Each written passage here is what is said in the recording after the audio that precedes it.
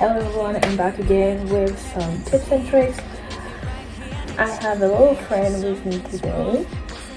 Say hi. Hi.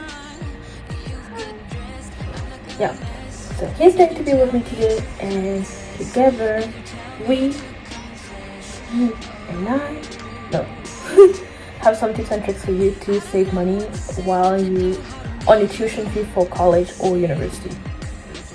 So in my previous video, I mentioned that if ever you want to study in Canada and university is too expensive, a second way to go is actually going to college instead of university. You're gonna get the same education. Actually, college is way more hands-on, and teachers who teach in university actually teach in college as well. And it's mainly professional. So you will get people who already own businesses and stuff like that, which makes a big impact. But anyway, this is about ways to save money. So that was one. Another thing is that so when you come here, you need 1 year of expenses and 1 year of study. 1 year for you to study tuition fees. 1 year of tuition fees. So what a friend did, she didn't plan very well when she came here, and planning is very important and research is very important. So she was in a province, and then she kind of was running out of money, so she moved to Ontario, and she completely changed her program and she went to college.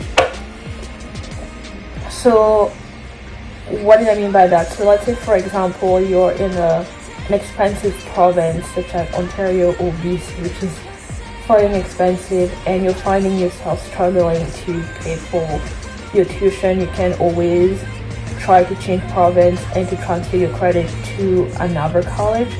It's way easier when you're in the country, but when you're outside, I mean, I guess it doesn't really make sense if you're outside, unless you're working online, but it's mainly in the country. So let's say, for example, you're in BC and you see yourself running out of money. It's pretty much the same education everywhere. So you can always ask to go to Nova Scotia or Ontario. All you have to do is contact that university, see if they have the same program as you, and then transfer credit.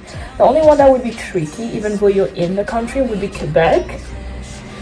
Because Quebec, it doesn't matter if you speak French or you don't speak French. I speak fluent French.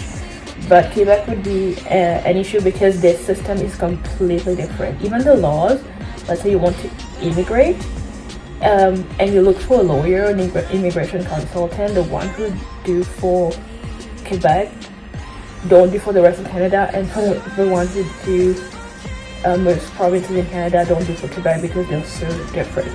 So the same goes for college and university.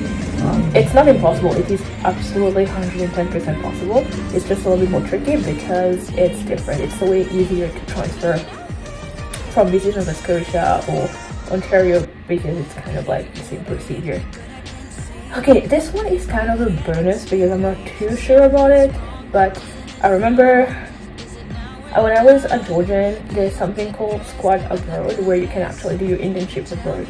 Now, because it's an exchange, I don't know if this is taken care of by the college, but I don't think it's by you because I have never heard of someone having to pay extra for it. That being said, I don't have too much information on it because when I did it, it was in the middle of COVID. When I wanted to do it, you have to do 1 semester or 1 year, I think, before you get to do that. It's like during the co-op. So I didn't get a chance to actually look too much into that, but because of COVID and the restriction, but you can always check that. I know many colleges kind of have something similar, so you can always try to do that and see if you can get an exchange.